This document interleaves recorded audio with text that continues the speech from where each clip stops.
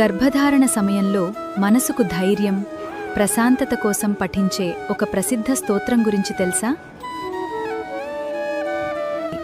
దీనినే గర్భరక్షా స్తోత్రం అంటారు. శ్రీ గర్భరక్షాంబిక అమ్మవారిని భక్తితో స్మరిస్తూ ఈ స్తోత్రాన్ని పఠిస్తారు.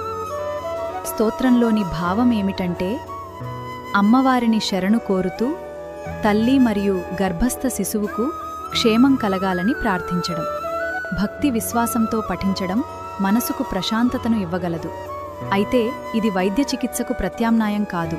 ఎలాంటి గర్భదోషాలైనా తొలగిపోతావి. అమ్మవారి కృప తల్లి బిడ్డలకు ఆరోగ్యం కలగాలని ప్రార్థిద్దాం. ఓం శ్రీ గర్భరక్షాంబికాయై నమః.